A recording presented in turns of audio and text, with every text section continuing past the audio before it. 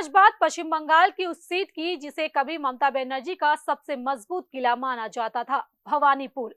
लेकिन 2026 के चुनाव में वही भवानीपुर ममता बनर्जी की सबसे बड़ी हार का कारण बन गया। आखिर कैसे भाजपा की सुनामी में ढह गया ये सेफ सीट? क्यों अपनी ही सीट नहीं बचा पाई मुख्यमंत्री ममता बनर्जी? आदाब, नमस्कार, आप देख रहे हैं मंथन टुडे। मैं हूं आपके साथ ओजमा। पहला कारण प्रतिष्ठा की लड़ाई और शुवेंदु फैक्टर। भवानीपुर इस बार सिर्फ एक विधानसभा सीट नहीं थी, बल्कि प्रतिष्ठा की जंग बन गई थी।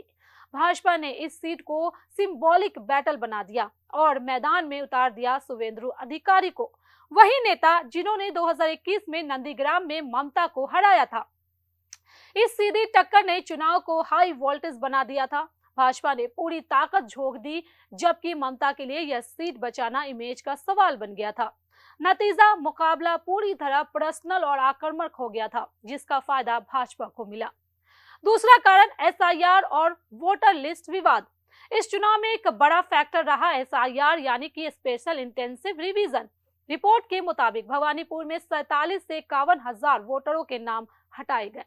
सबसे अहम बात यह रही कि इनमें अल्पसंख्यक और गरीब तबके के वोटरों की हिस्सेदारी ज्यादा बताई जा रही है, जिन्हें तृणमूल का कोर वोट बैंक माना जाता है। अगर ये आंकड़े सही हैं, तो इसका सीधा असर ममता बनर्जी के वोट शेयर पर पड़ा।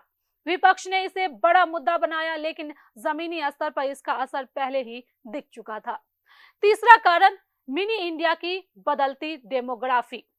भवानीपुर को मिनी इंडिया कहा जाता है। यह बंगाली, गैर बंगाली, मुस्लिम, व्यापारी और प्रवासी वोटरों का मिश्रण है।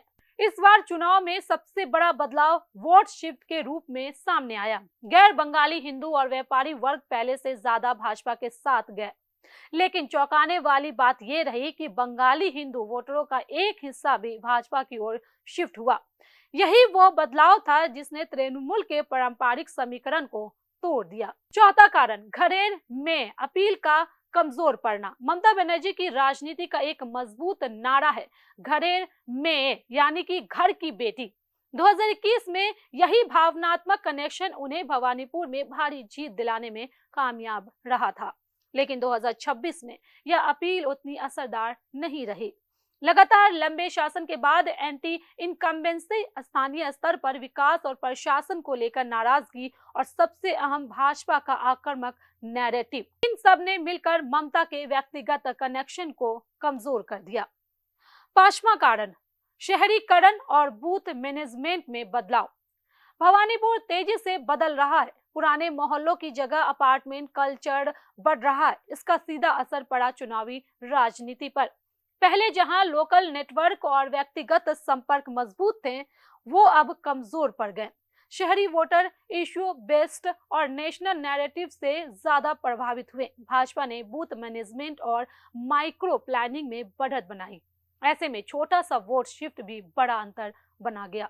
तो ये थे वो 5 कारण जिनकी वजह से भवानीपुर जैसा मजबूत किला ढह गया।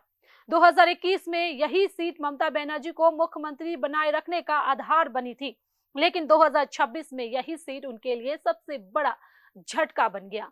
और जब पूरे राज्य में भाजपा करीब 200 सीटों के आसपास पहुंच गई है, तो भवानीपुर का यह परिणाम साफ संकेत देता है बंगाल की राजनीति में बड़ा बदलाव आ चुका है।